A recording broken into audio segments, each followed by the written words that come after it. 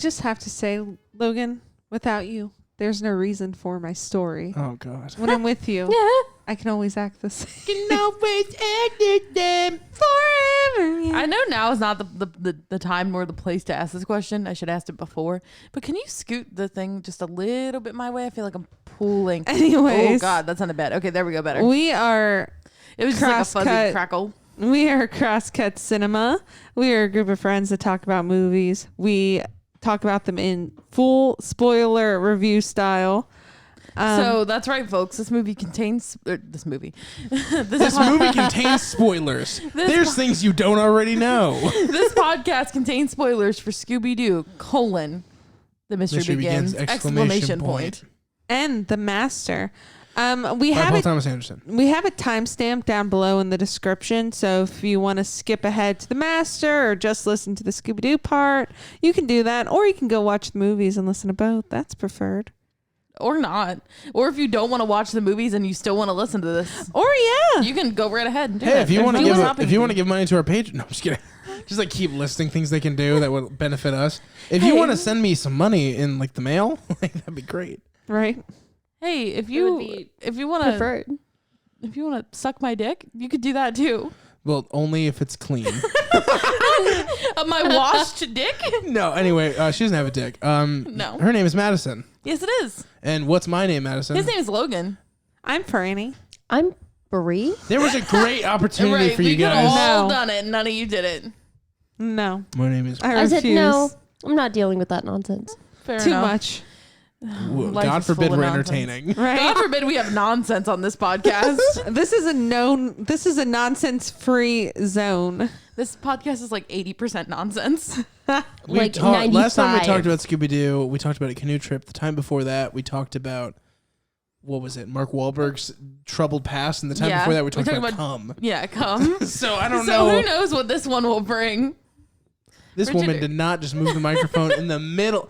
You're going to get that comment. You know that, right? Bridget, they know it's you because it's always you. Every time. It was just in my face. That's what it's supposed to be. We're going to do. It was like hitting my face. It was too close. I couldn't take a drink. I need to calm down. So the Spanish teacher at my high school got fired for taping a kid's hand to a desk for fidgeting. We're going to do that to you.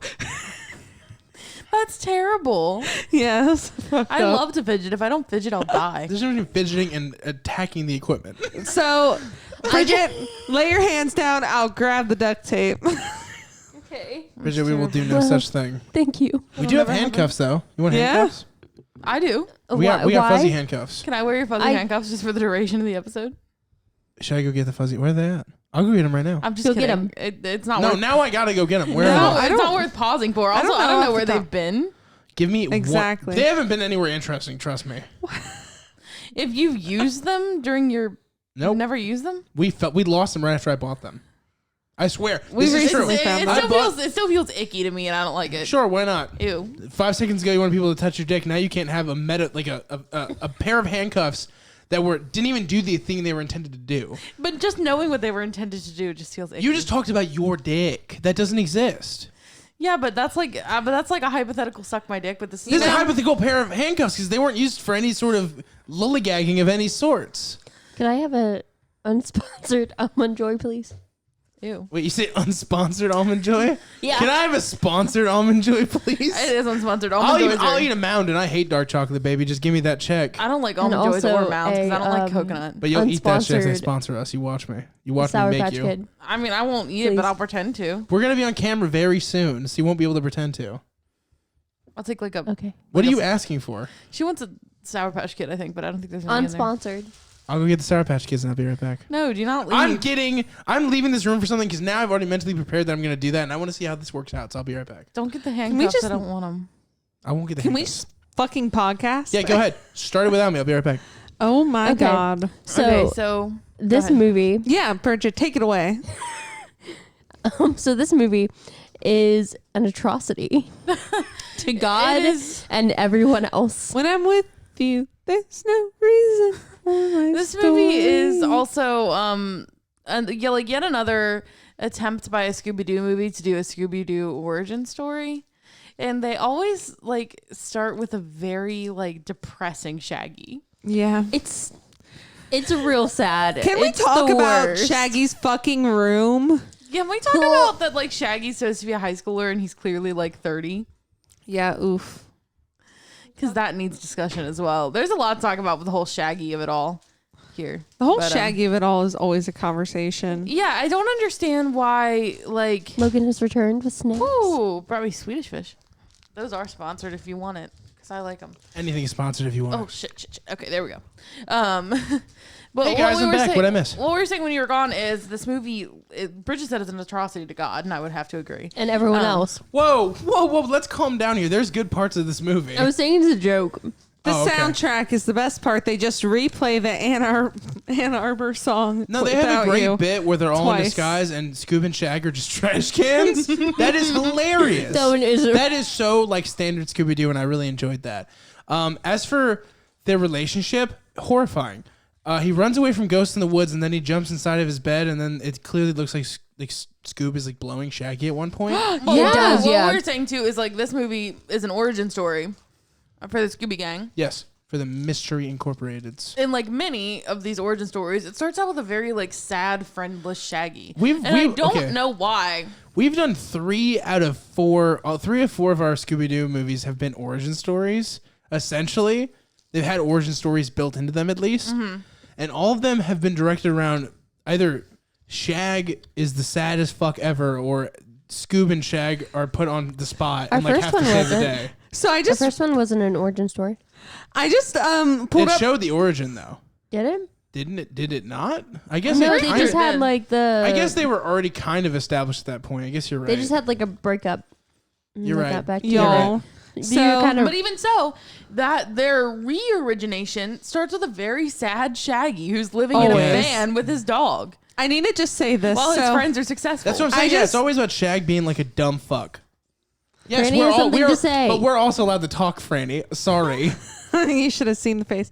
I just wanted to give you a brief summary of the movie. I just pulled up. So you're completely changing the subject. Listen, to talk over I us. am. Yes. I just Is pulled that up. not what we were doing though? Because we weren't saying, were we not just saying like the movie starts with a sad Shaggy? Never fucking mind. I'm just kidding. I Go ahead. know what you I'm just playing. I'm interested. I kind of like Nobody this. else is. I was just saying that I pulled up my notes because I take notes during every movie, and here's the notes. Scooby blowing Shaggy. Love the soundtrack. Unabomber Scooby. I hate a brunette Fred. Worst Fred ever. No Fred energy. Is that it? Is that the older is? Yep. Love that. That's my feelings. That's my thoughts. I'm signing out. Like, y'all have fun with this the podcast Daphne in this without wasn't me. hot, so that was upsetting. She didn't have Daphne energy either. She no. Like none She was of all these- right, but she didn't. Except for what's her name? The lesbian. No, she didn't have Velma She didn't energy have either. Velma energy, but she was still hot. So. And Frank Welker as Scoob was horrifying. There's one point where you're first introduced to him, and he's at I guess you could call it a dog fair. I don't really know what you call it. A good old I dog hate fair. that. You know dog fairs. And where he dogs was are. right, yeah. He was the only dog that was like fucking Anthropomorphic and horrifying. There was like CG. At one point, he jumps out of his cage, which we'll get to the. Actually, fuck what I was gonna say. The part of that that's really interesting is how small of a cage they put this dog in. It was And really then upsetting. It falls off the back of a fucking truck, and they keep going. They said, And like the whole thing is like nobody will adopt Scooby because he's ridiculous. Because he's a kaiju. He's a monster. He's a kaiju. He doesn't look like a dog. It's like, yeah, I understand why people were freaked out by Stitch, but I'd rather adopt Stitch than this fucking Scooby Doo. Our dog doesn't Agreed. look too much like a dog, and we still love Our him. dog is the cutest dog. We have a very smushy dog. if you want to check Your out what he dog- looks like, just look at the thumbnail for any of the PA movies. Yeah. Paranormal like Activity. your dog looks like it at least belongs on this astral plane. It looks like it's Kinda, barely. It looks like it was made in our universe versus like whatever celestial Transplanted. magical substance that Scoob's made out of.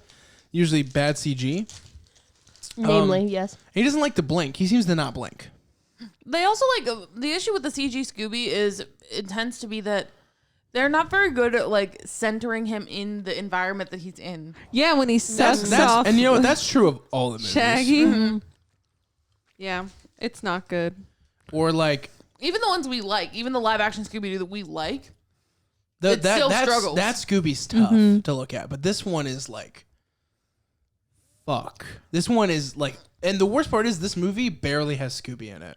Yeah. He barely does shit. Yeah, it's all about like Shaggy, like he's old enough to drive and he's hanging out with a bunch of kids.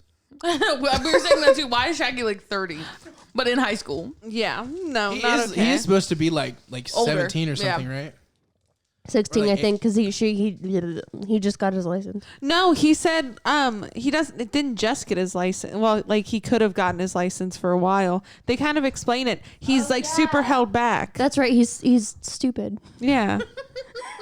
He's a mumbo gumbo. Also, like, He's simply Bumbo. Also, like the thing that really frustrates me here with the whole license thing, like they end up having to drive somewhere, and like this is Shaggy's moment to like save the day because he has a license, but he can't drive. Like he drives like a fucking idiot. I mean, he drives like somebody else we know with a license. Hey now. I mean, I just don't understand. Like you have to at least have a basic knowledge of how a car works, and he doesn't even seem to have that. Like, well, here's the thing. Like, he doesn't even know what to do. We're supposed to biologically know how like everything like sex works and stuff like that. But the way he reacted to Daphne and Velma in his inner circle was like he had never heard of a vagina. So I don't think using that as an argument is good enough for me because he seems to be drifting always. He seems to not be in the same room as everybody else. He's out with an anthropomorphic dog. Like that's what he's doing. Hell yeah, he is. They came over to his house for the first time. And his room looked like it was ransacked by an orgy. And then he gave his friends dog treats. Like he did do that. To be fair. They didn't know they were dog treats at first though. Yeah, that was real icky. Fun but I story. feel like I've been in that room. Fun story. I used to work at a pet store, and it was an all natural, all holistic pet store. No corn, wheat, soy, no chemical preservatives, no animal byproducts. Fuck yeah. Like that. And the way that we used to sell food to people is that we had a lot of human grade stuff. So they'd be like, what should you do to wow them is just eat the food right in front of them. And I did that a bunch of times. Like I'd drink certain like they had like a little doggy latte that was safe for dogs and humans. I'd drink that. It tastes horrible. But at one point there was this type of food. I won't say what it is because I don't want defamation suits, but it was like a liquid food. And I took a spoonful of it and I gagged. I went, I'm like, see, your dog can eat it.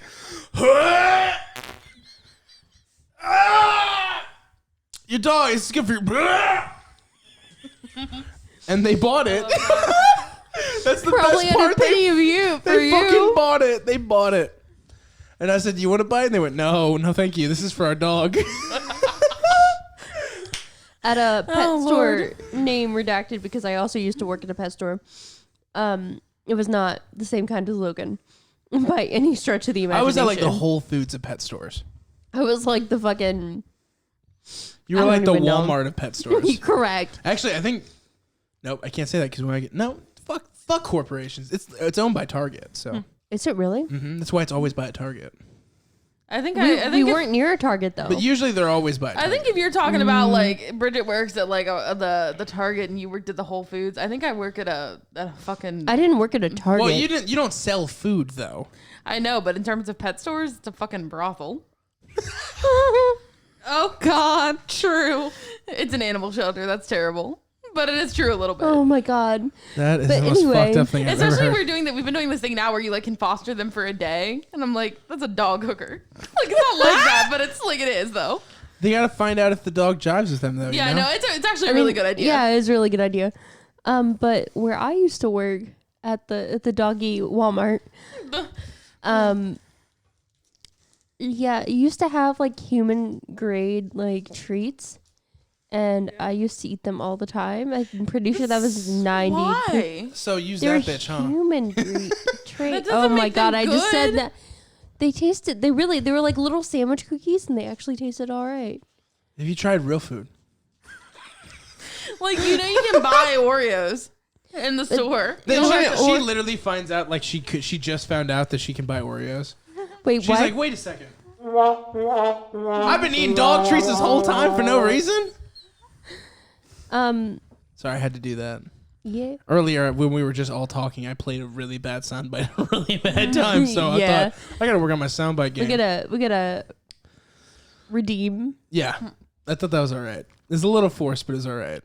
I hate how they introduce all the characters on the bus. Same. Well, good morning, Franny. We were all talking about this pet stuff, and she's like, "Let's talk about the movie because that's what we're supposed to do." I didn't work with pets at any point in my life, so That sounds like a very sad existence. Although I Really? really wish I had. Did you love it? Like, I'm definitely done cleaning shit, so I don't miss Big it. same. I've done it in like at least 2 different jobs so far, And only one of them was at a pet store. correct. Hey, let's talk about the movie. Sorry, Franny. What were you saying? I hate the bus scene when they introduce. There's all the multiple characters. bus scenes, but I know which one. The very first one with Yeah, Shaggy. Yeah. I just this movie. I hate the one with fucking I like the idea that Scooby in it. I like the idea that Daphne. The hoodie. Daphne Yeah, actually That's is really so something. annoyed with Velma being smart. That's really something. She's like, no, I Let's will switch not be. seats. You're being intelligent in front of me. I hate it. Like, what the Also, fuck like- was that?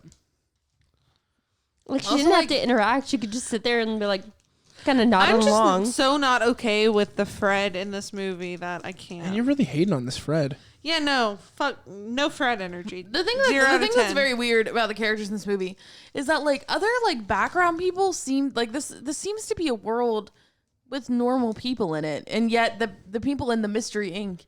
are bizarre. They're They just don't- bizarro. They just don't act like people, and that would be fine if they at least exhibited the personality and like vibes of the character they're meant to be portraying. But they really, like you said, they don't. Like he doesn't have Fred vibes. He's just a No. dude. Exactly. Shaggy is the only one that has like remotely Shaggy vibes. But it's not like But it's literally because he could do the voice and kind of, but he does not Correct. have the chops.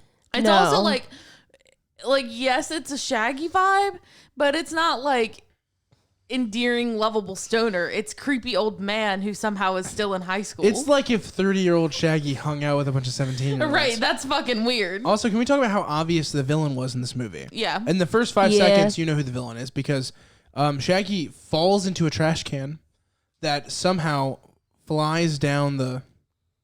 Nice. She's right. It's in my hand. That's fair, as long as it's in your hand. It's almost gone, actually. There you go. There's a rule in the studio: no drinks on the table. That's what I don't even they're know how I talking feel about a closed jar of peanut butter because that just is frustrating to me. I don't know why. There's a rule in the studio that there's no fun allowed. I want the equipment to be here when we come back. But I mean, I get that. No. I feel you. I'm with you on it. at one point, Shaggy falls into a trash can that magically glides down the hallway, much like Tom Cruise in The Risky Business, and it I falls. like how you called it the risky business. You know, it was some risky. It wasn't just some risky business. It was the the riskiest. risky business. It was the riskiest for sure. And then he slides down the hallway, and then he falls into the office of the principal. Not the assistant principal, which we thought. It's actually the principal. Yeah, I knew immediately that it was the principal because they said it, and y'all were like, "No, it's the assistant principal." Yeah, I'm but, like, but no. then there's like a vice but on the principal switch of that, though, character. Bridget, I'm the one who said it was definitely the principal. Like that character was the bad one, and everybody else was like, "Oh, maybe this, maybe that." I was the first to call it being that character. You're right. But like it was a little bit confusing though because there is a character that like is very much seems to be the authority around here, but he turns out to be the assistant principal. It's like I get they're trying to be funny, but they don't make it clear. Yeah, and also the principal collects stamps and talks about how like it's easy to make friends if you collect stamps. I'm like, that dude's that's a serial killer right there. Right, and also no, it isn't. It's not. No, stamps are not Stamps cool get you no pussy. for sure. They're If just you're thinking about collecting stamps and an attempt to get pussy or friends, it will not work for you. Just do it. You'll just get pussy friends. Just do it. Madison did and pretend to like anime. that does work. Tried and tested. It's a little tough for me to endorse that. Because I feel like that's not totally honest. But I mean, it happened. what? It happened. I know it happened. Oh, you're saying I was bad to do it? Absolutely. I was in like 9th grade, dude. Yeah, 9th graders make bad decisions sometimes. Yeah. I'm not saying you're evil forever for No, it. I know. You know, I think collecting stamps is just a little bit below rocks. You're better than this dude for your rock collection. Yeah. Yeah, and she's really sensitive about her rocks, guys. If they're like, I know we all attack her in the comments for no reason, but the rocks thing, if you really want to get to her, that's You the way gotta to make it. fun of That's her the way. rocks. I know. Madison, Your rocks aren't polished well can enough. you imagine how different your life would be if instead of pretending to like anime, you just went with a stamp collection to get pussy? Probably wouldn't have worked. Or maybe you're. I don't know. Lesbian energy is different. You just have to seem stable. Right. You just have to seem like you're not going to cause them too much ish, you know? Right. With guys, you got to like not suck. And even then, half the time they do. But it's fine. We're not going to get into this. We're not a relationship advice. But, Wait, before we continue, babe, are you only pretending to like my rock collection? No, I like the rocks. You like the rocks? Also, like, I think you started with the rock collecting after, so there would really be no point. Yeah, I guess you're right. So but you can look at this bitch and know that she collects rocks, though. You know what I'm saying? I'm just kidding. I used to as a kid, and now I'm back in it, baby. Yeah. No, I like the rocks. I think they're cool. Like, did you ever have a pet rock? Yeah, I just drew eyeballs on him. I had the pet rock book, and it's actually really funny. That's great. Like what they sold it with, like it's like, and your pet rock is sustainable to most things, except if you throw them away or get rid of them. Like it's actually pretty funny. That's funny. Bridget, what about a hammer? A friend that can't run away from you was another one that nice. A friend that can't leave you. If you need some stability in your life, get a fucking rock friend. Mm-hmm. Dude. He's a good listener was another thing. I bet he is. The book's what sold those pet rocks. But anyway, what were we talking about? Scooby-Doo. Scooby-Doo and the mystery begins. It yes. began. The mystery is what the fuck even happened in the movie, because at one point you think there's 3 ghosts or 2 ghosts. There's definitely ghosts, and these ghosts became animated for some reason around Scooby, maybe because he's a kaiju. But then later, the first time you see him is randomly Scooby's like running through the graveyard, and then there's some fucking ghosts. But didn't the principal make them happen? He did, but we didn't know that till later. Oh, right, so my question is, if the principal made them and they're doing his bidding, why were these ghosts hanging out in the graveyard? Fucking, what are they doing over there? Waiting for Scoob. And then Scoob's running through, and he's like, "Oh my god, ghosts! Here's ghosts." There it is. There's there is a funny moment where he says roast, and Shaggy's like a roast. A roast. He's like a pot roast. No roast. It's actually kind of funny. Yeah. There's some there's some funny moments. You guys were totally shitting on it, but there's actually some okay moments. I think I like some of the gags, like the trash can thing and the roast and thing. The jokes and but the plot of this movie it doesn't make any sense. It really falls apart the moment they go to the assistant principal's house, and then from there on in, the movie's not a movie. Yeah, it doesn't really make a lot of sense. The war items come to life in the house and shoot them. And the thing is, the thing that's weird is, I don't quite get, because it feels like they're going for this very classic kind of Scooby-Doo feel, just like live action. So I don't get why they would have real life ghosts that the principal animated was able to bring to life. Yeah, was able to bring alive. He had the Necronomicon at school, underneath his stamp book, right? And brought those bitches to life. And so it's why do that story when you could have just as easily had the story where, the principal is the ghost, as most Scooby-Doos do. Normally it's just a dude in a mask. I think the reason why is because, yet again, we're talking about Scooby-Doo like it wasn't tired, like it was then. Scooby-Doo's a tired concept in some circles, especially back then. So to make it actually, it was just janitor blah, blah, blah in a costume. That was pretty common at that point. What was this, 2000s? Maybe 2010? 2009. That concept would have been a little tired. So that's why they made it ghost, I'm sure. But I also think that there is an aspect of, if you're going to make it a guy in a mask, then you have to figure out the mechanics of how he did all this. And it's just a little bit easier to say, well, he got some ghosts to do it. Oh yeah, this movie's lazy. Yeah, I mean it's a much easier explanation to all the things that happen to be well, ghosts. But then the other thing I was a little confused about is there were 3 ghosts, right? 2. Yeah, 2, and then he was in a costume. And he was also pretending to be a ghost. That's very weird because you've already got 2 ghosts running around doing your bidding. He thought 3 is 3's a crowd, and he thought maybe that'd be scarier, a crowd of ghosts. Right. That makes sense. Also, 3 because we had to know that there was a physical human being represented as a possible person to blame for what was happening. And unless he was in a costume, we would just see that was the principal. Because he has to have a costume on for it to be a secret of who he is. To be a reveal, yeah, I guess that's there right. There has to be a reveal, so they have to make him hidden in some way, and instead of just a crazy man who owns ghosts. Owns ghosts. The whole purpose for this, right, is to find this time capsule I don't understand why he necessarily needed ghosts to do that. There's stamps. There's a stamp in the time capsule. Like right. Under the school or something. And yeah, he had to. It's underneath the school. But the other thing is he needed ghosts to empty out the school. Oh, so he could put a big ass hole in the school and find it. Yeah.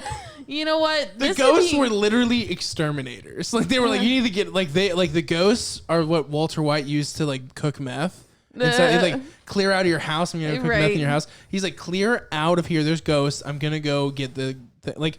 That's literally what he was used for. And like nowadays, you can clear a school so easy. All you have to do is walk in there and cough a couple times, and suddenly, or just walk in there and like write on the wall like, I'm gonna shoot the school tomorrow, which happened at our school, and then the whole school will clear out the next day. And I made you stay home. You didn't want to stay home, and I made you. I needed to. I wanted to stay home. My dad was like, "You're getting your ass to school," because I'm like, so the guy's like, "Oh no, I got a temperature. I can't go to school, Dad." But I totally could have gone. One time there was this rumor that this gang, I say this in quotes, was gonna shoot up D lunch. Did it happen? No, of course not. But everybody was like freaking out about this, and like they refused to like let people go home. They were like really like seriously. Like my mom did come and get me, but my mama came and got me. But they were like, no, like people are like, you're not going home. Like you're not leaving until like at least a parent comes, and I was like, why are we still here? Like there was a legitimate, like, and it wasn't just like, I'm going to shoot this place up, I swear to God. It was on this day, this lunch period, I'm going to do this. Like when you started having specifics, risky. Yeah. But then there was like a meme going around the school where it was like, you were like a #DLunch survivor. Oh no. Yeah, it was great. Good times. But my friend's dad, my good friend, her dad was like, this is just how her dad is. She like wanted to leave because she was nervous, and she actually had D lunch. And he was like, "No, you're staying. You're not coming home." Can you imagine the horror? I know. And you're like sitting there trying to eat like your little rectangular piece of pizza. Yeah, you got like that weird burrito and that chocolate milk that tastes like shit, and like the little fruit cocktail. You're like, your mouth. God. Oh, dude. I didn't have D-lunch, but, you know, it was still a risk. You paid an extra 80 cents for an Uncrustable, and you're like, I don't know if it was really worth it, and maybe it'll be worth it if this is my last day. Right. I want to have one more Uncrustable before I go. Good times. Oh, shit, dude. Okay, anyway, so the movie. Yeah, like these ghosts are essentially craft services, and they do this really innocent job of clearing people out. Right. And then he decides to dig a hole. And then, like, I don't know, for some reason, like, the Mystery Inc. keeps getting, like, he keeps blaming them, which effectually keeps them at the school, right? Like, no. He doesn't. He suspends them so they won't figure it out. No, that's the assistant principal, because he thinks they're responsible, and the other principal's like, let's all just clear out. And then the mystery gang is like, the assistant principal's like, no, some motherfuckers right over there with the guilty ass faces. And it's like, we're still having school because it's just these motherfuckers. Yeah, it's just these assholes. And the principal's like, God, I wish these kids would just hole up and die so they can realize that these are fucking ghosts. Right. I'm apparating ghosts, and they're blaming an anthropomorphic demon dog. This is bullshit. Right. Yeah. And as a result, they have to shoehorn a way for Scooby to be relevant, so he's the one who stops this man with a rope. Yes. The plot of this movie is paper thin. I mean, you could breathe on it and it, you know. They have a Breakfast Club moment. That's something I wanted to mention. Where the idea is that they all read books. That was the worst That was the worst no Fred energy moment. It's really wild. We'll wake Franny up. You know. I've been awake this whole time. No, I mean, like, what gets you going? Yeah. We mentioned like, and they read a book and Franny's like, this fucking. Well, and like the thing is, like, they all read mystery books, and that like is somehow a connection point for them. This Fred just really grinds my gears. Except for Shaggy, who it appears is functionally illiterate and has never read a book. Yeah, what's great is that Fred starts spoiling the book for other people, which, by the way, like, that's so stupid. There's no way all these kids are reading the same book. There's so many authors out there. Jesus Christ, Chris Colfer has like fucking 14 books. There's so many books out there. Yeah, like they'll be like, I'm going to read that one next. And it's like, okay. It's like, are you? Why? Are you using a fucking book club? I don't understand. That's like really hilarious, actually, because Shaggy is like, yeah, books. And he's like, hey, can I borrow yours? And she just like gestures to the entire library. I'm like, yeah. But yeah, I don't know. Like, it's so weird. Shaggy is so weird in this movie. It's like, this is the thing I hate about like making a character. Like, Listen. Sorry. There can be a dumb character and like that be the like character trait, but don't have them so like stupid that they don't understand basic functions of being a human. Or if you do, they can't be like. For instance, there's a character that I think is just dumb, and that's Amanda Seyfried's character in Mean Girls, right? But the difference is there's not a constant light on this bitch. Shaggy is the main character of this what fucking movie. What I was gonna say is like the worst example I can think of besides this is the new Ghostbusters with that one guy. I'm staying out of Chris this. Hemsworth. I'm staying out of this. Hemsworth. There's divided opinions. He's just like dumb to be dumb. I can't engage with Ghostbusters right now. I don't have enough. Like, I know, energy but like inside of me. that's like the same energy that like Shaggy gives off, and I fucking hate it. Like no character is so dumb that they've never lived on Earth. That's me, You know what the best like so dumb I've never lived on Earth. Right? You know what the best like stupid character is actually in my opinion is fucking like Charlie from It's Always Sunny in Philadelphia. I've never He's watched amazing it. because he's like character. functionally illiterate but like hilarious all the time. I prefer Badger from Breaking Bad. I'm gonna Breaking Bad Yes. tape right now. Yes. See, Badger's like literally stupid in every way. But he's still the best though. Also, he's a even meth head, Skinny so he's Pete like has moments. Right, but Badger's Badger's just a fucking dumb idiot. fuck. Badger is so hot. No, he isn't. I'm sorry. Yes, You know he is. what? Podcast over. We have How to much go. abuse calling do you it. expect me to take? First, Jeremy That's good. First, Jeremy Piven, and then He is. Adam Sandler in Uncut Gems, Only in Shit. Uncut Gems. where he gained weight and they put extra dirt and moles on He's him. yummy in that role. No, he's not. isn't. He's But yeah, I just don't understand. I like a good old Jewish man. Yeah. I don't even know what to say to that. But like what I don't understand is too with these Scooby Doo movies, like the whole the thing with Shaggy is like they keep like I don't think that Scooby Doo Spooky Island, is that what it is? Which one? The first live action Scooby Doo. Oh, I don't think Scooby Doo. Oh yeah, I don't think Yeah, I think it Just is. Scooby Doo, baby. I don't think it has this problem, but like a lot of the other Scooby Doo movies we've watched that are origin stories, they really make Shaggy like an unlikable He's like idiot. an incel. Like he's He's impossible to like. yeah. And like I don't understand it because obviously this man has friends, but they don't seem to like him. And it seems like they're just pity hanging out with There's him. a point where like, they're it all- even seems like Scooby Doo is pity hanging out with him. Yeah, I know. Scooby's When like, you know that Scooby "Whoa. could do better. Where else am I gonna go? Like, I Yeah. feel like He's like, come on, Scoob, you're my best friend. And he's like, And Scooby's like, Sure, I feel why not? indifferent. yeah, you're fine. You know. Besides when he was sucking him off in that first scene And together. there's like this moment in like when they're all talking to each other and they're like, wow, like we've really become friends and stuff. And Velma's like, you know, And Daphne. they're talking about, yes, I was going to say that. Yeah, they're like, It's so funny. Velma's like, Daphne, like you're, you know, so you're not just like the like popular ditz that I thought you were. You're actually this and that. And Daphne's like, Velma, you're like not just a nerd, like you're like really cool to fun Which to hang I out love with. they find these descriptions about each other, but they actually are their stereotypes. Yeah, they actually are these They're not things. different than what they're saying Well, each other and are. then they say things about Fry too. There's like, oh, like you're not like a dumb like jock bully. Fuck like you're yeah, actually he a really is. nice guy. And then Shaggy's like, He's what not about a me? nice And they're guy. like, I don't know. We're still trying to figure you out, Shaggy. They don't fucking like him. They don't. They don't like And him. like, why would you like him? He's fundamentally unlikable. He's disgusting. I mean, just look at his room. there's also a point where he's dancing in the park with his True. dog and a love song is playing. So I just Right, don't know if correct. He's like, are we Brent, you promoting? gotta calm sorry. down. No, listen. Shaggy is the guy that takes you back to his place and doesn't have a bed frame. Correct. Like, A no bed frame ass bitch. like what is? I don't know. I'm still thinking about the love song in the park. Like, Without you. bestiality. Like, no. Beastie. Like, what? Pause. Ality? the bestiality. You said that shit like Larry King. Well, let me just talk to you about. Also, his bed placement in his room Also, is like- concerning. It's just like in the middle of It's like, this his dead pile center. of trash it? everywhere. Yeah, it's like dead center.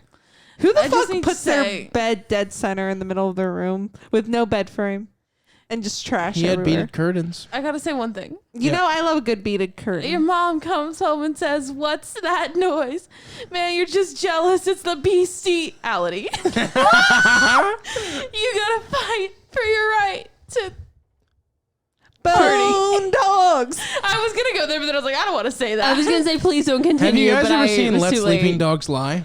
I have not. No. No. It's apparently like it's well regarded, but I think it's the creepiest movie ever. But I it's bet. It's about bestiality. Ew. I'm just saying it's a very Bobcat Goldthwait from Police Hey Academy guys, directed it. this podcast does not support bestiality. Oh, we No, might we- watch that movie if you want us to. Yeah, I mean, whatever. I mean, like, we'll shit on bestiality for an hour and a half God. if you want us to. What about the poor bestiality people might come for us? Oh no! Right. Ooh. Right. Come for You know us. how vocal they are about what they do. Come for us in the comments I if mean, you a support certain part- bestiality.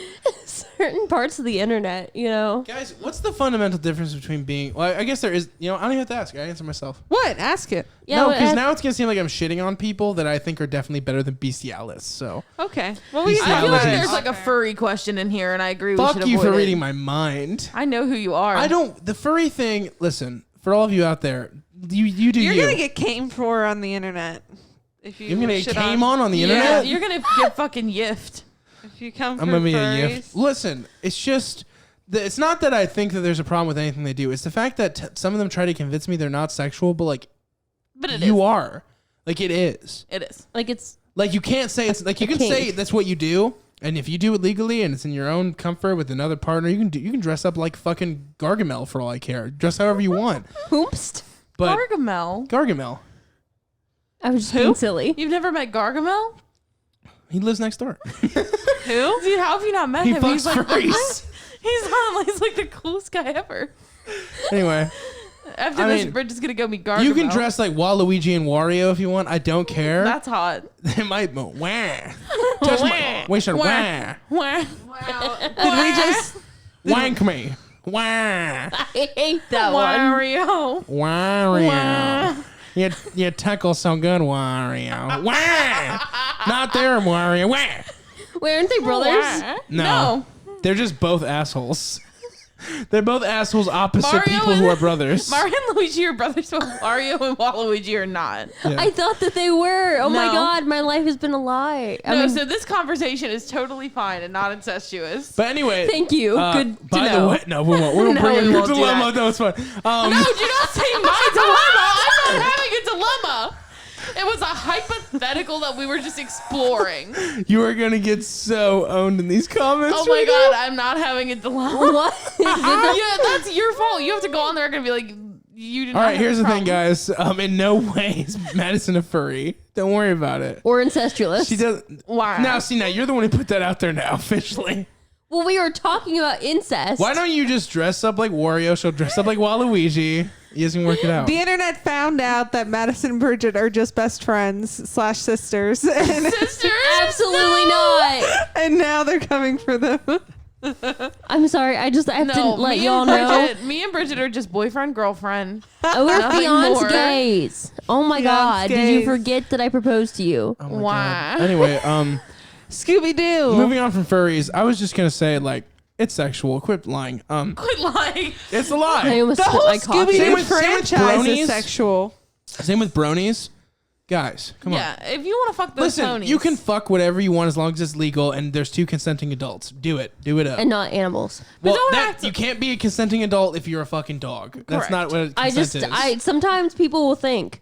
They're like, oh. Well, let's stop 'em. Okay, those are not I the know that's people why- you're going to be hanging out with anymore. Those so are not the Well, I mean, people- I'm not hanging out with anyone who thinks that. I'm just saying there are Anymore. people. Let's move on. We're moving I've on. never hung out with anyone who Wah. thinks that that's okay. To be clear. Wah. Oh my god. Okay, Without you. can we rate Scooby Doo so that we can pause and I can go to the bathroom? Yeah, sure thing. Okay. And we can end this chaos. Wow. 3 By the out way, of 10. by the way, they solved the mystery, and they were about to stop being friends, and then last second they're like, "Fine, Shag's fine," and then they do the intro of What's New Scooby Doo. What's new Scooby Doo? But it's the intro of it's actually the intro of Scooby Doo. Where are you? But they play What's New Scooby Doo by Simple Plan. Anyway, here we go. It's a 2 out of 10. I would give it a solid D. You know, I'm There going are- to change it my does have score. its- At first I said 3. I'm completely talked over you. I'm sorry. A little bit. 3 out of 10. I'm changing it to 1 out of 10. Where? But yeah, I would God give it a damn D. it, Logan. I was gonna. What I want to say is I would give it a D, like because this movie isn't totally bad. It does There's have good gags in it. It does have its funny moments, and it does have very like Scooby Doo feeling gags, like when And they're it's trash not- cans. actually, you It's know what? funny. I'm gonna change mine up because I just realized I think I rated Scoob better, and I don't feel that way. So it's a solid 3 for me. I don't remember what I rated Scoob, so But this is let's just all know, no matter what we rate this is better than Scoob. yeah, no, Agreed, This, yeah, this movie has 200%. its like funny moments, and it at least it is what it says it is, which is a Scooby Doo movie. Which is not something can be said for Scoob. That being said, Shaggy is fucking ridiculous in this movie. And Fred. And Fuck Fred. this And Fred. guys, there's a sequel with these exact characters, so we will eventually review Nice. it. Oh, I will say this Yeah. for my lesbians out there. Haley Kyoko's in this movie. So I mean that is a shout out- plus. So if you're a lesbian, you probably know who she is, and if that is a plus to you, you can watch it. Yeah. I mean, she didn't. she but wears a wasn't- terrible wig in this movie. But She wasn't very. She has a very terrible good. performance in this movie. Yeah, but she's not an actress. she's not. She's a singer. Yeah. A good one. I'm Whose gonna- music I like. Yeah. But lesbians, if that's a plus for you, then there you have it. I'm gonna rate it a wah out of 10. Thank you. All right. No need to clarify. That's the end.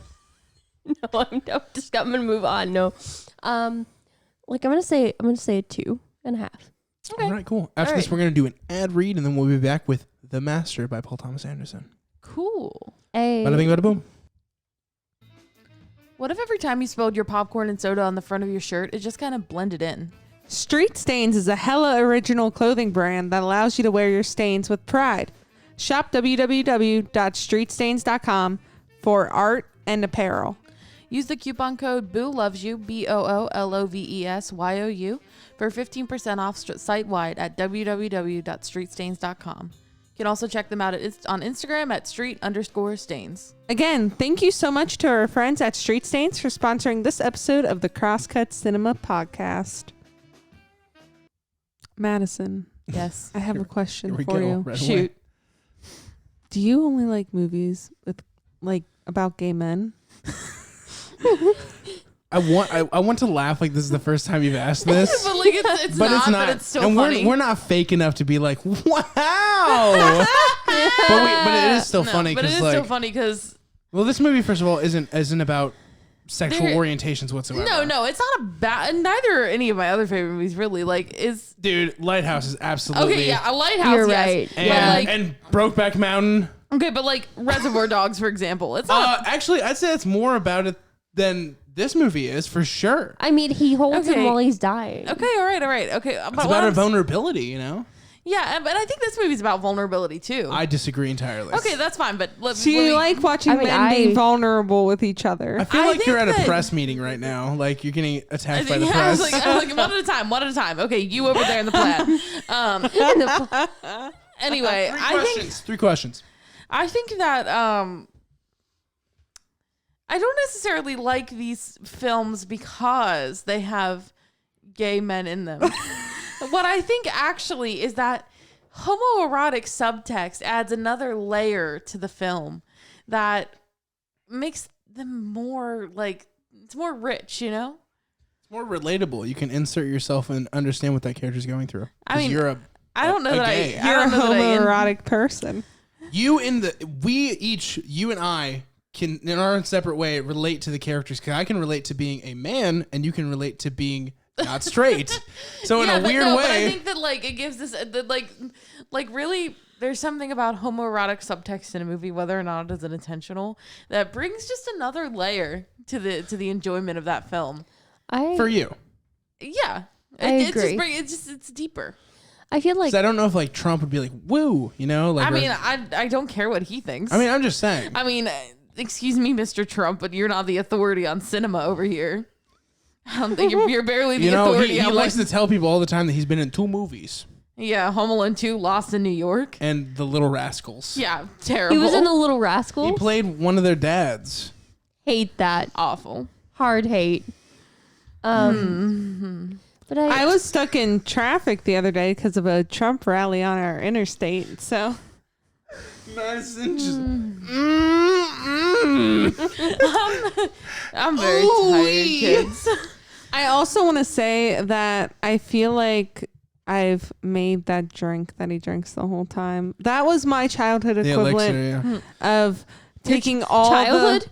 Childhood? Yes, child. How old are we talking here? Hold on. Early Back up. teen. Early Franny's teen. been drinking paint thinner for decades. I've been drinking paint thinner for decades. But Since you were 1, 2? Yes. I feel like that's the high school equivalent of taking everything out of your parents' cabinets and just mixing it together and hoping for the best, isn't. right? You don't drink paint thinner when you're in high Can't school. relate. Don't drink paint thinner. What the fuck? And that was really upsetting. I was like, how the fuck are you still hold on a alive? I think I would was try like, it. I think I would try it. No. Everybody calm down. Madison, you I first. was beyond confused about what you were talking about because I thought you were talking about Donald Trump and Little Rascals. Yes. Madison, And I that's the was movie like, we're reviewing. I've never seen Little Rascals really, so I was just kind of nodding along like, Guys, leave in the comments if you want to watch the remake of The Little Rascals. Okay, yeah, I'm on it now. All right, so let's talk about She was so dull Scientology. and thread. Let's talk about that. So many elements of this movie are clearly ripped from the beginning of Scientology. Yeah. Oh, The Don absolutely. character is absolutely meant to represent L. Ron Don. Hubbard. Or is it Dodd? Yeah, it's Lancaster Dodd. Sorry, did I say Don? Don. It's late. Dodd is meant to obviously represent L. Ron Hubbard, clearly. yeah. Oh, yeah. And Yeah. there's actually a really cool documentary that I read about called There Will Be Light. It was made by the U.S. government in order to try to recruit people into the naval services. And they didn't produce it because the line of dialogue you hear Joaquin saying to the guy who was trying to figure out if he was good to like leave service, it's the exact same line of question with the exact same answers. So if you're wondering where Joaquin got that line of dialogue where he's like, did you have a crying spell about your mother, blah, blah, blah. All of those lines and exactly the way they're performed is from a real documentary called Let There Be Light. So if you think that was a really cool scene, you're wondering where he drew the emotion from, it was from that. That is a cool scene. Honestly, I That didn't is really even cool. recognize Joaquin Phoenix in that scene. Absolutely like a chameleon. It's throughout- insane, In yeah. his career, he's always like Yeah. that. I mean, yeah. Right. He's so good in this movie. There's like, I don't know. There's just something about the way that he plays this character that's like, sort of like even in the way that he walks, like just like disjointed and Yeah, like he got the you probably know this, but he got the basis for his character and his actions based on a video that PTA showed him of like a guy trying to domesticate a chimp. He reenacted the movements of that chimp reportedly trying to be domesticated, and that's why he'd have the random outburst of anger yeah, like the chimp did in that video. yeah, and like the way that he like kind of modifies the way that he talks. He's kind of slurring his words And the way he arches his back, Yeah, the way he's he'll very, run like- sometimes, the way he'll climb onto things. It's very much like he's trying to be civilized and he needs to be subordinate to somebody, but he is a wild animal. Yeah, Like, which is something absolutely. very much that the movie talks like Yeah, touches it's on, very talks much about a a lot, theme. like the animal side versus the civilized side of a person. And like who is civilized and who is more animalistic. And that's why I was saying earlier, there's not really, I don't think of the relation between Dodd and Freddie Quill, right? Is that his name? Quell. Quell, gotcha. Yeah. I don't see that as a sexual relationship. It's so much more, like it's literally as it sounds, it's a master and a subordinate.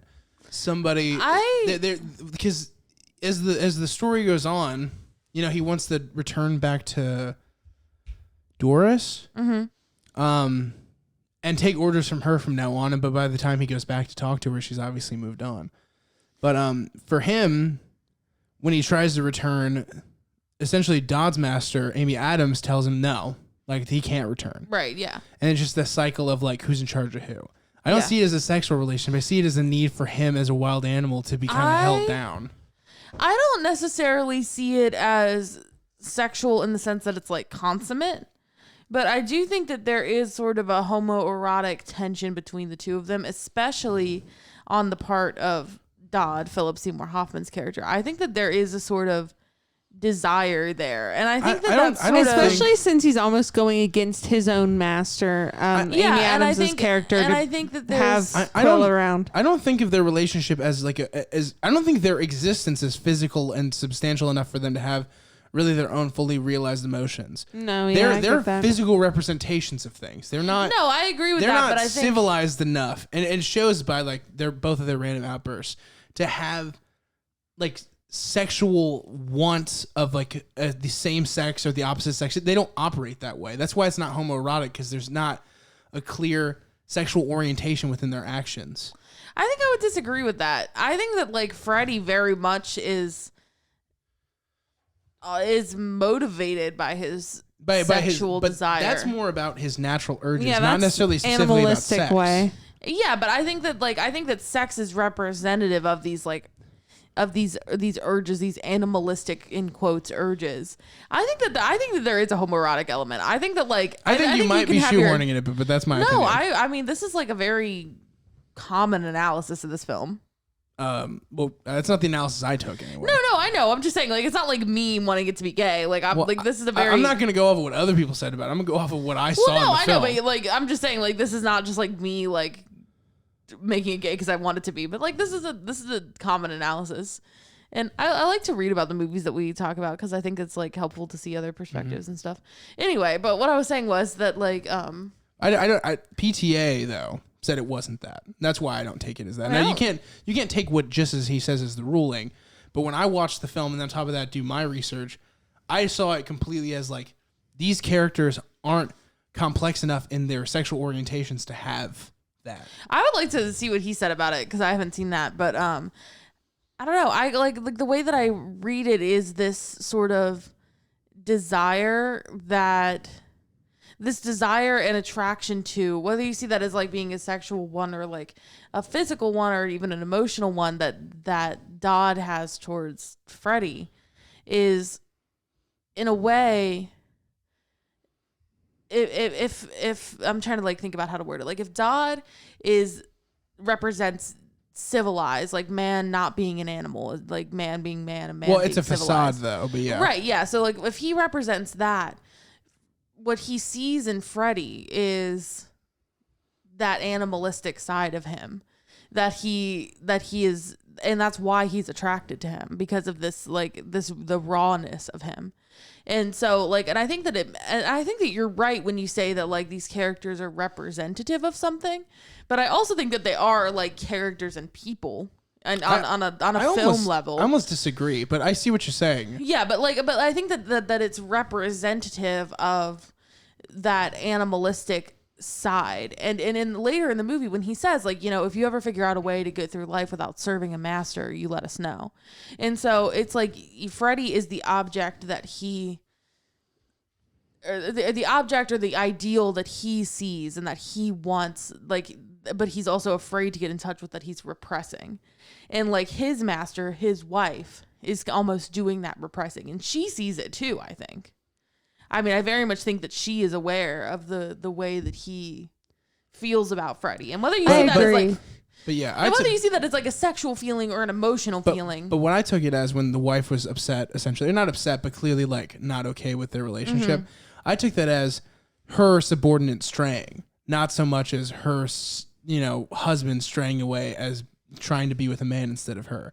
It seemed more like a lack of subordination argument, which is the whole hierarchy of Scientology in general. Is like everybody has to stay in line, everybody is audited, or in this movie they call it processing. Yeah, I mean, I agree with that. I think that it is certainly a control thing, but I also think that in this movie, sex is one of the things that represents that control. And you see Freddy consumed by sex almost, like, you know. And the scene that's very telling to me in like this sort of analysis is when he is sitting at the party and it's like all these naked people dancing around him. Which to me showed is what his obsession, his animal urges. Right. Which is indicative of him. It's the same thing where like he isn't fully under control. He's a wild animal. He's the chimp you can't domesticate. Yeah. To me, that doesn't draw power from the sexualization, but more of him coming to the forces of his own nature. Yeah, and I think so. In the same way that he sees these women as like, you know, his animalistic urge, they are representative of that. I think that on the other hand, for Dodd, Freddy is representative of that animalistic quality. And so, like, while Joaquin Phoenix's character is attempting to... Do you think that Dodd saw the naked women? Because when he was dancing around with the women, they weren't naked. It was only... No, I don't think he saw that. I think only Freddy saw that. I got But I'm saying in the same way that those naked women that Freddy sees are, like, the representative of his animalistic nature that consumes him, like, in that he's trying to get away from in some sense. I think for Dodd, Freddy is that thing that So your argument is that Dodd is the one who has homoerotic tendencies, yes, but Freddy does not? Because I don't see it from Freddy at all. He likes to be subordinate to somebody. Yes, I don't think that there is he's a means to an ends for him. I don't think that there is necessarily this like homoerotic feeling from Freddy, though I do think it's interesting when he replicates the processing at the end of the film when he's having sex with her. But I think that has more to do. But I think that has a lot to do with power, not with necessarily the desire. And that's why when you said it seemed like they both did. I mean, I can understand Dodd, but I don't see that from the perspective of the Freddy character. I think the Freddy character isn't gay, but he wanted to be be And if you look at that would be my argument too. I maybe not made that clear, but like there is a kind of like Dodd could very well. Yeah, I think it's honestly. I think if you look at the Dodd character by itself, you can't deny. That. But I thought you meant no. I didn't mean to imply that they were like in love or something. But like I think that for Dodd, Freddy is like what he desires but can't have.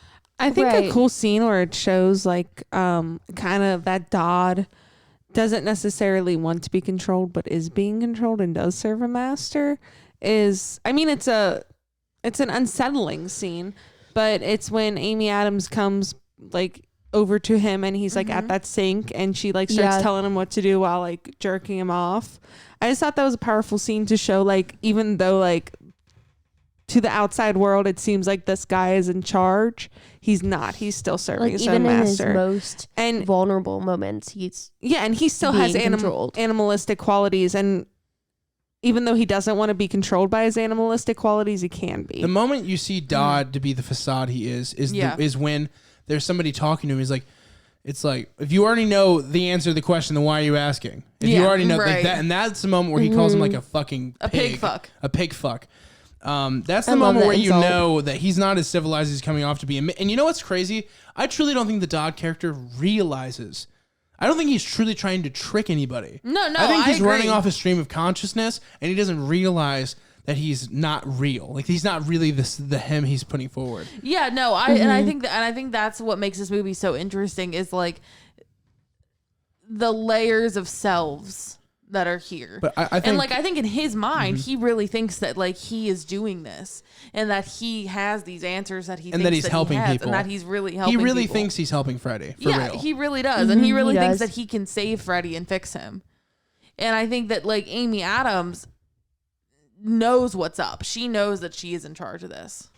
There's three things I want to talk about. Three things that I just want to highlight in case we've missed them. Yeah.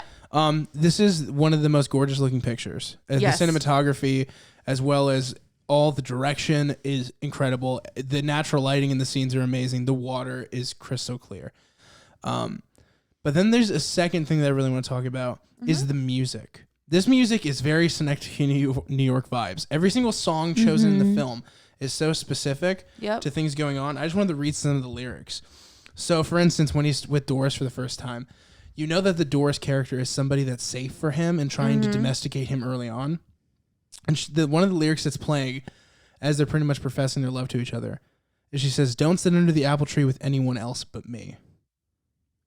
And it's like so exact that it's like, listen, I'll love you, but you can't ever try to love anybody else or do anything without me. Right. And that's why he loses her, because he goes off to the naval and all that stuff, and he has his own life. And even though he claims he always wanted to return, the truth is he's a wild animal and never wanted to be domesticated in the first place, no matter how much he loved her. And I mean, in a lot of ways in this movie, like, this is something an analysis that I kind of read and like I thought was really interesting, but I think it's a good point. It was kind of thoughts that I was already having, like sort of the scenes that happen is like specifically I'm thinking about the scene where they're riding the motorcycle off into the distance and he just kind of runs away. He just keeps going. It's kind of there's great lyrics for that moment too. Yeah, and it's kind of like if you have a dog and you leave your gate open, no matter how much the dog likes where it's at, it's going to run. That's just what a dog does, dude. Yeah, the lyrics that play right as you come on to the Dodd character are, no other love can warm my heart now that I've known the comfort of your arms. Yeah. In other words, there's no way Dodd's going to be happy ever again because he lost Freddy. Right, because that was... And in this movie, I get emo.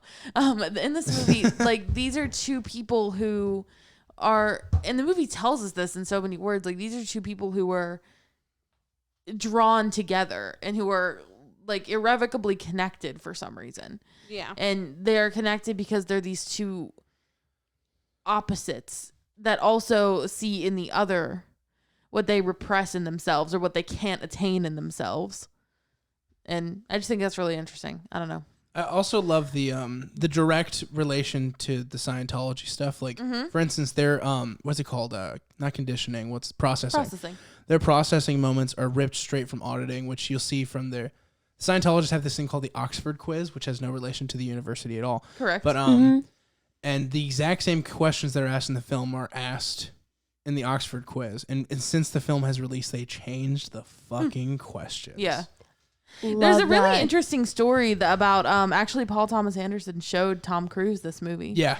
And a lot of people seem to think, and I think that there might be something to this, that this movie kind of spawned because of him working with Tom Cruise on Magnolia. That's what I heard too, yeah. And I think that's really interesting. Also, Magnolia is great.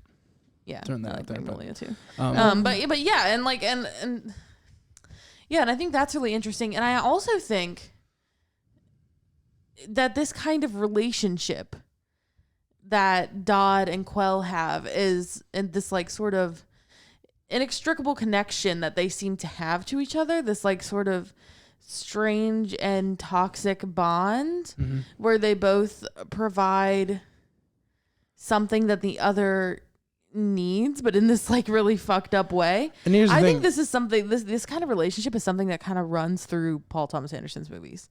Yeah. Like Phantom Thread is such a clear example. I love Phantom Thread. Phantom Thread's great. You know, like it's in a lot of ways it's the same in the way that, spoilers for Phantom Thread real quick, in the way that Alma is poisoning Reynolds because it's what he needs. Like, that's just so similar to what Dodd puts Freddy through because he thinks it's what he needs. And he always lines up this idea. I think PTA really loves to destroy the concept of fate.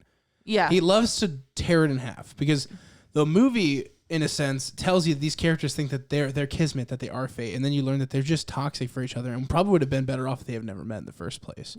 But then in some ways, like, you do see how it could be. I don't know. I think like the whole idea is that by the end, you know, you see based on him doing the same conditioning and becoming his own master in a sense and making somebody else subordinate, that they shouldn't have ever met up. And I think that it was ultimately detrimental to both of their lives. Yeah, I think so too. But then I think that there also is something to this movie that says like these two people are kind of tied together. I think that, so I hear that, but I think what the movie was saying when they were acting like they were tied together was a reflection on the whole self-importance of Scientology and its faux, like, this, we are all meant to be like this. Force a connection. I think that that's what it was representing, like showing this is what Scientology does too. They make you think you're special. They make you think you're important to the cause, but you're literally not a fucking person. You're nobody. It's really interesting you said it's important to the cause because that's the name of what they call their thing. Yeah, I know. The cause. Yeah, exactly. Right. You know, there are certain licensings and issues that they couldn't do without defamation, but clearly this is absolutely Scientology. Mm-hmm. Yeah, and it's really interesting how it is used as the backdrop of what I almost see this film as like Scientology uses the backdrop of like exploring this sort of relationship and this sort of it treats fate and past lives as a way to reel people in and convince people that this is something they should be a part of. But that's why it's all fake, and that's why the fate thing is total bullshit. Yeah, I like see that, but then I also do think that there is an aspect of it that says, you know, there are these like connections that we have with people that we can't explain, even when they're disagree toxic and harmful. But I mean, I could definitely see that. But and like I think that there's something to it being like, you know, if Freddy is the animalistic side who wants to serve a master and wants to be civilized, and Dodd is the civilized quotes person who wants to stop serving his masters and wants to be that animal. But then they both rebel against the very thing that they want to have, and then them being connected. I like that idea. I mean, I get the liking of the idea. I don't see that being what was the goal here, but I mean, this is a movie. I think this is a movie with many interpretations. This is some Synecdoche, New York shit. Yeah. Although I will say this, I feel now this might be the unpopular opinion in the room, but when I watch Synecdoche, New York, I'm not trying to compare the two for the sake of comparison. I'm just giving an example. When I watch Synecdoche, New York, it's so wild that even though I don't always understand what's happening, I'm always entertained. I see why the master. Now I like the master. I've seen it twice. I enjoy the film, but there are some elements to where its biggest flaw is that it requires a rewatch. Now that could be a good thing for some people. People who are like cinephiles will love this movie. This is easily the best movie of 2012 for those kind of people. But if you're somebody who's a casual watcher, it's not as effective as like There Will Be Blood or Punch Drunk Love. So it's a weird movie that like is kind of boring and over sexualized for somebody who's not picking up on the subtext. And for me, that's a demerit for me, but not enough to say it's a bad movie. It's a great movie. To me, like, I really like this movie because it gives you like things to chew on and think about, and it gives you different ways to interpret it. And I think that like I also get a lot from a rewatch of this movie. Yeah, no, it's definitely good on a rewatch. That's its biggest strength, is it only gets better as you rewatch it. Yeah, and you get more things, and you get different interpretations. And like, I know that like the second time I watched it, I had different interpretations from the first time I watched it. So same. I'm kind of perplexed by this movie because perplexed. I like that word. This movie is kind of perplexing. It is, because it on the surface, if I read a plot synopsis, I would say, okay, this sounds like a movie I'm gonna like, and I like the concept, and I like it's a moving picture. It really is. Like, it's very pretty and very gorgeous, well shot. It's a motion picture. I like say that. But I mean, but literally the movie. It's beautiful. But it's very picturesque. It's very artistic in its choices. But I feel like it loses entertainment value in its need to be symbolic at every turn. I see what Logan was saying. It's not. I definitely think it's gonna improve upon rewatch. I think maybe one day I'll want to rewatch it. I can guarantee you it will. That's how certain I am. But that the rewatch will do I just watched it one time, and upon that, like, it was hard to stay focused on it. Even though I did like the concept and I liked the idea of what was happening, it was just so boring at times. See, like, I understand where that's coming from, and I like understand why people feel that way, but like I do not. Yeah, no, but like I know what you mean. And, like, when I watched, oh, go ahead. Oh, you're good. I liked very specific scenes. Like, I liked a lot of really good scenes.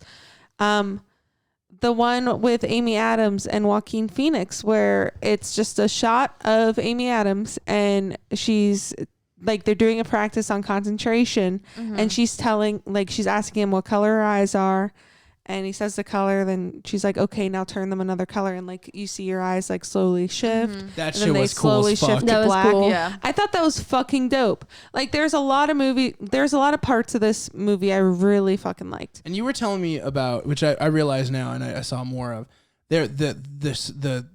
the blocking and the certain shots in which they involve Dodd and so Joaquin Phoenix. I was forgetting. They tried not to put them in the same scene, like face to face. They pretty much kept them out of the same shot for a long time. There's very few scenes where they're in the same shot. And it was to show a subordination and Yeah. a master. Yeah. Right. And to show a disconnect too between the two, I believe, at least. And then he was also Dodd was shot in very like warm tones, and so it was like the rest of like the cause, and Quell, because he was kind of more of the outsider, he was always shot in kind of cooler tones for the most part. And I think, oh God, what was I just gonna fucking say? Jesus.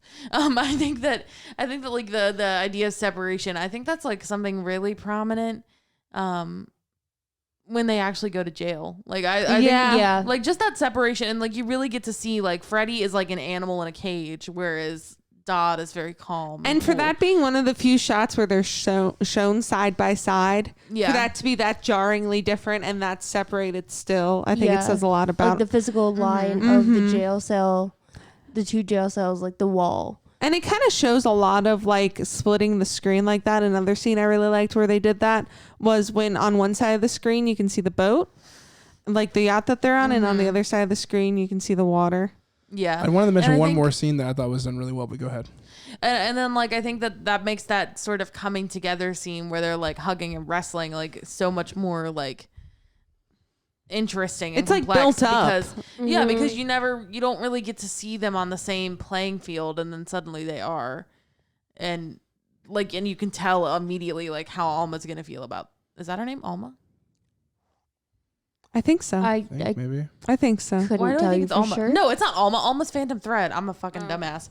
I was thinking Brokeback Amy Adams' Mountain, character, I but can't remember her name. Amy Adams, whatever her fucking name is. Oh, young Rami Malek in this movie too. Yeah, I know. Yeah, and what's his name from Breaking Bad? Todd. And Jesse Plemons, Yes. right? And the girl that went on to be in You. Oh yeah, I said that. I kept saying that, and she was like, "Wow, there are people in this movie," and I was like, "Can you not be mean to me?" No, I was Wow, just messing with Dick. it. Well, because there was like a moment when they're at the wedding and you start to see the family, and she was like, "Oh, that's this person. Oh, that's this person." Like, wow, It's, actors in a movie. She plays Peggy Dodd. Um, And then I did have another thing to say about cast. Laura Dern just plays the same person in every movie. I love a Laura Dern. I know, but she's so typecasted. All right, I wanted to talk about the scene inside of the mall where he's taking the pictures and stuff, but specifically with the girl who had the $44.99, $44.95, $44.94 coat burqa, made homemade. So they painted her in like green lighting, like digitally, and it was to show like him like giving in to like an urge, like a greedy kind of urge. And the music they picked for it was perfect. It went, "Get thee behind me, Satan. I want to resist, but the moon is low and I can't say no. Get thee behind me." Essentially, like, she isn't good for him. Like, the idea of her isn't good for him, but like, it's just, she's the physical representation of like want. Like, Right. Really well done. Because you pick all of that up without her barely saying a fucking word. And something, the other scene I really like in that mall is when he's taking the photos of the guy. And he has fucks this him moment. up. Yeah. And like, that guy looks so much like Philip Seymour Hoffman. And they recreate it later, essentially, where the light exactly. is really close to his face as he's taking pictures. And I looked, and like upon like looking up stuff, I saw that's like, I get that scene now and why it's so important. He gets so aggravated with that guy so fast because like he's taking photos for his wife. He can hear like a baby crying in the background. It's just like this thing that he wants that he knows he can't have. So he takes out his aggression on that. And then like later when he recreates it with Dodd, it's like he found it in his sense of what it can be. And that's why he treats the situation a little more like gentle. Yeah, I feel like just they mirror how they tender mirror that scene is. They mirror a lot of the same scenes. And like make the beginning really aggressive versus like the end, like he's very tender. Like with that like sand castle naked woman thing. The first scene you see him like surrogate, you see him like humping it, and then like the last scene you see him like laying next to it, caressing it. Yeah. It shows like his personal growth. And you do like a lot of gay sailor movies, don't you? You really do. You like a good gay sailor. Yeah, I'll take a gay airman too. Oh Jesus! Or either way, they're just sailing the skies. They're in the Navy, so technically, or a gay criminal. They are. It's true, I know. What's that? I said, or a gray criminal. Yeah, Gray. I'll take it anyway. Take it anyway. Love and gray. Love a good gay gray. and gray, baby. Gay and gray. Yeah. You were talking about music too, and that leads me to the music is great. To discuss the best scene in this movie. What is it? It's I believe the scene that I love most in this movie is when Freddie comes to England and they sit down and they have this conversation at the desk, and Philip Seymour Hoffman sings. Starts literally singing to him. Yeah, he literally sings to him "Slow Boat to China." Like, I want to get you on a slow boat to China. Like, all to myself, basically. Yep. I like and that scene is just so like fucked up. It says everything you need to know, and so horrible. Yeah, and so horrible. But like it's very manipulative too. Yeah, no, it really is. But like, and then like one of my favorite lines in this movie, and also like in movies generally. I love the script to this movie, but my favorite line is, they're having this discussion about like, will Freddy come back? And he's like, maybe in another life. And just the way that Philip Seymour Hoffman delivers this line, it like really hurts my heart. And he says like, if I meet you in another life, you'll be my sworn enemy and I'll show you no mercy. And like, for some reason that line just gets me, man. And like, I think it's because he's a fucking hell of an actor. Yeah. And I think it's just like the way he says like, I'll show you no mercy. Like, I don't know. It's just like this idea that I really like in film, and I really like when filmmakers explore this. Like, in another life, when we are both cats. Yeah. But like I like when filmmakers really like explore this. Yeah, that sort of like strange connection that we have. Yeah, to like people. a weird soul tie thing that you can't quite understand. I hear what you're saying. I still just disagree that that's. No, what it I is. understand, but it's still a fucking great. I feel like you can definitely meet people in life where you have like a weird soul tie. Yeah, this like weird thing with them, but like, and like you can't do anything. And it's not necessarily like sexual or anything. Here's It's the like thing. a weird you like connection. can't do anything other than like love them or hate them. Yeah, even the lighting in the scene is so intentional. So for instance, Amy Adams is in the corner with a dark shade over her. Yeah. There's a misunderstood object to the left of Joaquin. You don't get to know what it is, but there's something on the ground in the way. Something weird on the ground. And then also, Philip Seymour Hoffman's eyes are void of any sort of light, whereas Joaquin Phoenix's eyes are literally like lighting up, piercing. As though I'm like, there's something right in front of him. So intentional and so perfect to understanding pretty much everybody's mindset within the scene. Where Joaquin Phoenix, this man in front of him, is this object in his way. Mm-hmm. And it's literally showing that. And the reason why he's in his way is because of that hidden darkness. Right. Next to him. Exactly. Literally laying it out for you. It is like a perfect scene. It is a great scene. Mm-hmm. And just the dialogue in that scene is so good when he, when like, it's just so interesting. Like Freddy is telling him like, I saw you in a dream. And and that's why he brought the cigarettes, because he asked him to on the phone when they talked. And like, it's not super clear if that was a dream or if it really did happen. And then like when Philip Seymour think it's Hoffman, a dream. I also think it's a dream too, but I mean, you could make the argument the other way. It's not an impossibility. Yeah, it doesn't make any sense if it's not, but like also it could be though. Also, he runs a literal cult, so somebody could be like, I saw your boy at the movie theater. Correct. He's like, call him right now. Give him a call. Yeah, but and like, when Philip Seymour Hoffman finally tells, you get a really good payoff, because Dodd keeps telling Freddy like, we've got to figure out where we've met before. And he tells him finally like, we sent like balloons in World War I like together, and they all made it except for 3 or something like that. And like that scene just feels so significant, especially with that idea that like I just keep coming back to, is like the connection of two people, like the thing that ties them together. And whether you think that's like real or not, or if the it's movie's that still they representing that idea though. I'm not saying the movie's not. I'm saying the actual characters in the film, I don't believe truly were. Yeah, that's what I was trying to say. Like whether you think that they truly had this like connection that ties them together throughout. I believe they lives. both believe they did. Yeah, or whether it's a manufactured one that they believe exists. It's still just like really satisfying to hear that like this is where we've met, and then also if I meet you in another life, you'll be my sworn enemy, and I'll show you no mercy. And then it does give you this I don't want to call it sympathy for, but it gives you this idea of like a religious zealot who's so invested in what they believe to the point where they believe in this tethered existence and fate. Yeah. It gives you like sympathy for them, because it's like, well, they fucking think it's 1,000% real, right? And they're really dialed in, and it's everything they are. That doesn't mean, that everything they do is right or wrong. I'm just saying it gives you a conceptual idea of somebody who is like drunk with faith. Yeah. And the hardships they're going through, and also what brings somebody to that.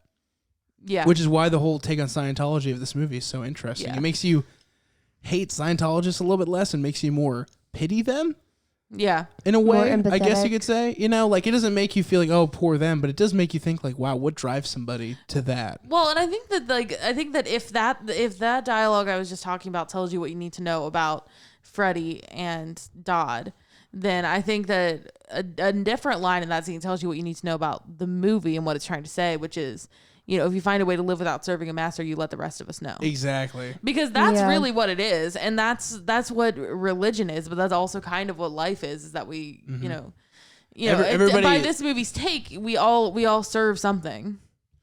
And if you're not the one who's, not only do you always serve somebody, but you always want somebody to serve you as well.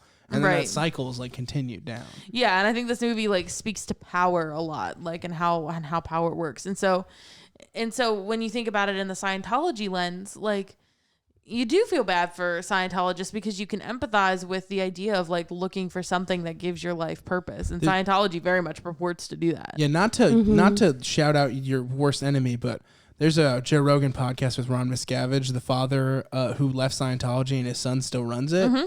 It's really interesting if you want to learn about what you should think of people who've been indoctrinated into a religion, what you should think about them, what you need to understand is a struggle, but also what you need to realize what kind of actions need to be taken against people like this and what's appropriate. I mean, there's a lot of good stuff you can read and listen to about Scientology. Oh, yeah. There's a podcast I really like, which is called Oh No, Ross and Carrie, and they just basically try different religions, and they try different I've heard that. Movements and stuff, and they do a really long Scientology series that's really interesting. It's and it pretty much 9 parts. Yeah, it's pretty much just them talking about they went to the Church of Scientology and were joined up and then talked about what happened, and it's really interesting to see how they kind of try to get you. Mm-hmm. It's wild stuff. It really is, and kind of makes you it. At least listening to what I listened to of that series, it made me realize probably the sleep deprivation that they put these people through, because they're talked about how these people are always tired and they're always they overwork them. Yeah, Scientology is fucking strenuous. Mm-hmm.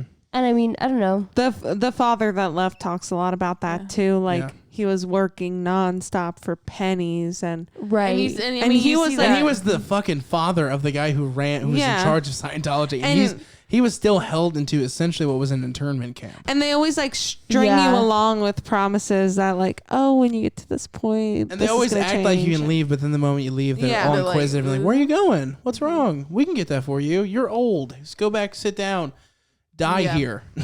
Isn't there you can? Oh, go ahead. Sorry. Isn't there some question about whether or not they have some woman in a...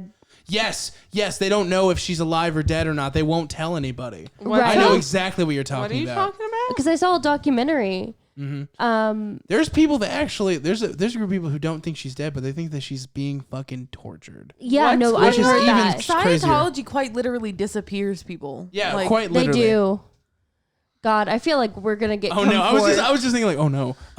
Maybe we don't post this one. I don't know. No, we post this one.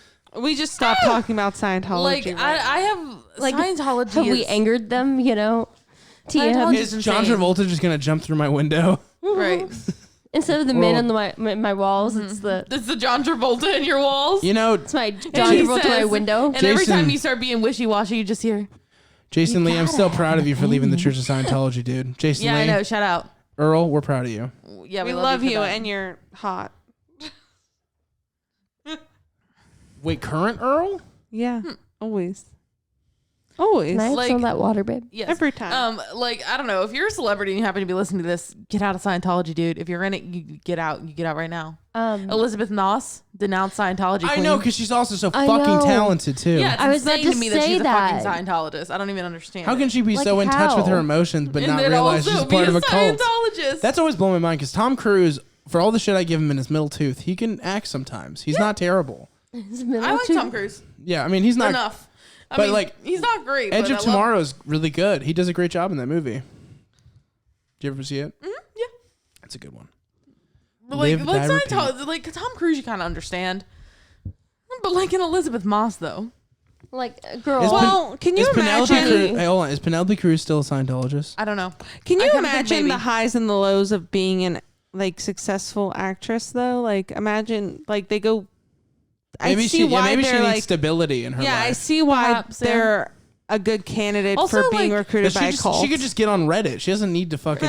Also, I bet the experience of Scientology for a celebrity is vastly different than the experience of a regular old Scientologist. Yeah, because they have all this money that they can funnel in, and Scientologists, as a community or an upper like the upper levels of Scientology would know that, and so they would target them differently than they would target. And like, I mean, you ultimately, and me. a celebrity will always be able to be financially independent. Whereas regular depends Joes on the may celebrity, not. to be Well, honest with you. but like whereas regular people Yeah. may not. And also, like, you don't want a celebrity to hate Scientology because that looks very bad for the brand. So if Scientology's great for celebrities, then But there's still celebrities who hate it. Leah Remini, Jason Lee. oh yeah, Me, yeah. I'm not a celebrity. I mean, just hate you're them. not a celebrity. You're a celebrity to like maybe like 30 people, but that's more Sure. than most people. Yeah. I'm a celebrity to one person. That's my mom. Well, and Mariah. And Mariah. Mariah. Shout out to Mariah. Time squared. Also, shout out to our youngest fan, Woo! little Forrest, not even Forrest. born yet. Got the first At the piece time of this merch we ever made. recording, Woo woo! Might be born by this recording. I'm not when sure. it comes out. Yeah. Dude, he's the first person to ever own merch by us. I know. Isn't that crazy? That's And crazy. he's like an infant. That's He is bizarre. not even born infant yet. Maybe one day we'll Yeah. be important enough for that like onesie to be his college Yeah, fund. it's a onesie. So those who are looking for the original piece of merch, it's a onesie. It's Like, yeah, like if you're maybe I listening one put to our day. this I in put our 20 YouTube years, you URL on know? the back for memes. I want Yes. whenever that kid gets picked up to have our YouTube URL right on the back of it. Yeah, I mean, Yes. Circle of life him, you know. But instead Yeah. of the front, it's the back. And then So it's you can got see a that. little CrossFit Cinema symbol in the corner. hell yeah. Nice. He's gonna look Cute. so fly. hell yeah, dude. Yeah. I'm Congrats trying to figure out what on else I life, want to say about Forrest. this movie. If there's anything, I think we kind of covered my thesis. This is some of the best performances you're gonna see. Yeah, I mean, I love this Absolutely. movie. This movie, like the first time I watched it, I was like shook. I was like, I think I texted you, and I was like, why didn't anybody tell me this movie was I know. good? Do you know when I saw it? 2012 when it came out. Yeah, I That's had insane. seen it. Because I've always been a bit of a film boy, and when PTA puts out a movie, when Tarantino puts out a movie, Yeah, or I'd say Scorsese, although like there was a huge gap where he wasn't even making movies, but yeah, overall, when one of those guys puts out a movie, you go see it. yeah, You don't care what anybody says because the reviews were harsh. yeah. I was like, whatever, and I liked it. I love I this didn't movie. love it, but I think I like it more now. This is one of my favorites for sure. I really love this movie. I definitely think it'll be a very, very good one for me to rewatch. I only watched it once Mm-hmm. for It this makes me podcast, really but I wanna really will enjoy it, I think. It makes me really want us to review Punch Drunk Love. Like we will do it eventually. 'Cause Yeah, I would love to do that. you got to see PTA before he was PTA. Back when he was PTA with some ideas, but not quite a director yet, because his decisions were so fucking wacky back then. Yeah, yeah. Were they like man. The Happening wacky or? No, it's a great movie. No, it's okay, just, okay. It's like yeah, it's just it's weird. the first time you could take Adam Sandler as a serious actor. He's the main character, and Oh, he's really like it's really good. It's really fucking good. And man, oh man, have I been wanting to watch Boogie Nights lately? Yeah, Boogie Nights. You don't like Boogie Nights? I do. I just like the issue was that Franny thought it was gonna be a comedy, and it's really like I didn't remember what it was like, but I remember it wasn't a comedy. But Yeah, not I only is it borrowed not it a from comedy, but somebody- it's a little icky sometimes. I borrowed it Oh, from yeah, somebody but I who like it. completely teed it up as a comedy. Another Oh, no. another great PSH performance. Philip Seymour Hoffman kills it in that yeah. fucking movie. He's the best part of that movie. He's so good in every movie. He's like the best part of any movie he's in. I would Even like the venture to say. fucking dumbass Hunger Games movies. Yeah, I'm he's like, still great. PSH, dude, that's my baby right there. That's my we love boy. him being there. Synecdoche, New York. We'll eventually talk about it. Yeah, someday we'll do that movie. I need this to is do it. this is like Synecdoche, New York light. Right. If you guys like this, we Yeah. can do Synecdoche. Yeah, Synecdoche. yeah. Jesus. We watched Synecdoche a while back, and I think Bridget cried in the I'm car. about to say, on the way. Bridget, did you did. cry on the way home? I did. I don't know. It just like hit me weird. It gives and you I the feels. It does. also I didn't- feels so long and so short at the same time. Yeah. Mostly it just felt long I to liked me. the But- movie, but there was nothing I wanted more than for it to end. That's what. But it Correct. makes it's supposed to make. Anyway, we're Yeah. doing it. We're doing it. Anyways, If you want to hear that, let us know. 5.5. Oh wow, we're going right in. I think it'll improve upon rewatch if I ever get around to it. I'm gonna give it a 7. I agree. I think it's gonna improve upon rewatch. I enjoyed it a lot now, even though I didn't say a lot because it's almost 3 a.m. and my brain is mush. You were definitely emotional at the end of this movie. I cried. I don't know. I don't remember. It's just affecting. Particularly. Yeah. It is. Yeah, for sure. Yeah. I don't know why I was smiling. I don't know. Maybe I'm trying to make you feel better about crying, but I just started. But I get that. didn't Like, even against you were my will smiling. smiling. Yeah. Like, I actually like. I normally don't watch these movies alone. Logan normally watches them with me, but like I he was went to so bed. fucking tired, y'all. I couldn't do it. This is I think this is a very good solo movie. I disagree. No? I think that you're gonna get a lot out of it if you're sitting next to somebody who likes to analyze shit with you, because you'll pause and be like, "Wait, what did he say right there?" And then you'll say Yeah. it again. And the I music feel like is that fun to would've been analyze. fun. Have your Like own if experience. you and I watch this movie together, we're gonna have a baller ass time.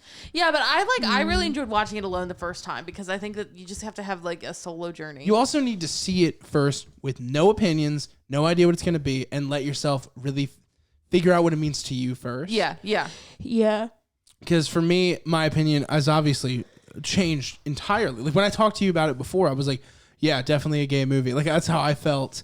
Yeah. And then I watched it again and my opinion totally changed. Yeah, that's fair. And it's a great movie. What do you want to rate it? I can let you go first. if you want. I give it a 9 out of 10. I love this movie. I was also going to give it a 9 out of 10. Wow, look at us. Oh wow, you actually changed to the. God, I keep doing numbers. We've been doing numbers so much lately that I think that I've just been converted to numbers. Just Like do you it. did- Just join the party already. I Like feel you like, did. well, I feel like we've been doing numbers because of Paranormal Quentin. Activity and Quentin And so Tarantino. like now I'm just in the mood where I'm like I'm thinking in numbers now. Did you do numbers you for the did- last one too? No. No, I but she didn't. did But a if we letter. start doing numbers, we can get cumulative scores, you know? All right, I can start doing numbers. No, I don't want to change you. Like- I'm just No, kidding. it's okay. You I do think what you wanna it'll probably do. just be what I feel like in the moment. Okay, fair enough. 9 out of 10, baby. 9 out of 10 here too. Yeah. I rated it the lowest Yes. by a lot. I kind of Not figured, by that I much. kind of figured 5.5 that and you. 7 aren't that far apart. I kind of figured that you like would have some mixed feelings about this movie. I do have mixed feelings because on paper it seems like the exact type of movie I'm gonna like, but I just feel like It is there's not. an entertain. There's a sense. There's It's a part of it that was lacking for me. It's not Didn't dramatic I say enough. that Yeah. For some Franny people. wasn't gonna like it? Yeah, Who said that? Me? No, me when we were watching it. You might have. it's a Pretty little sure I said like that. too subtle. Let's at say, yeah, times it's to just me. not Yeah. dramatic enough Yeah. sometimes for some But people. I think That's fair. it would definitely approve upon rewatch. You have to watch it with the subtitles because then you Yeah. can read the lyrics of the music. Yes, and that a is a necessity. whole Which, like, another layer. As I said, I Right. enjoyed a lot of aspects of it. The music is definitely one of the things I enjoyed.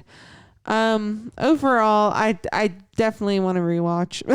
Yeah, I mean, I think the best thing, like the best way to describe this movie is like it is a very good piece of cinema on a technical level, like Yeah. in the way that it looks and sounds and feels. Like on the technical side of it is a very good piece of That's film. what got it to a 9 and then, for me. And then how you feel about maybe the story or the subtleties or the fact that you kind of really do have to analyze it as you're watching it. Like, I think that's kind of more subjective, and I can understand why people don't vibe with this movie on that level. Yeah, because But I think you can't make an argument that this is not a technically good film. no, it's a great. Right. It's Yeah. technically great. And here's the thing: why I keep relating to Synecdoche.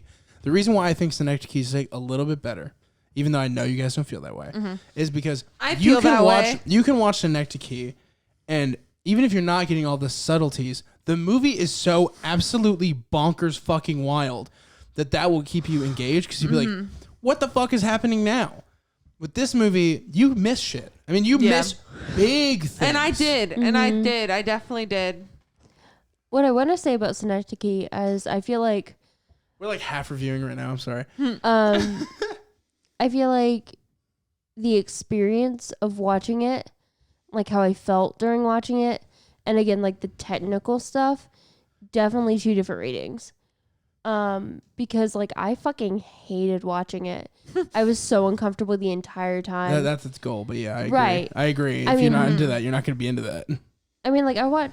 Let's not do the whole podcast right now, though. No, I know. I'm just saying that the experience and the actual like art of it very Yeah, different. I get that. And I think that's something that kind of could how I very well feel be said about for this this. movie, Yeah, like it was pretty to look at. I think I would have. I just think this movie would be a 10 for me if they were able to bring in the film layman on some level, like give them something to kind of grasp Exactly.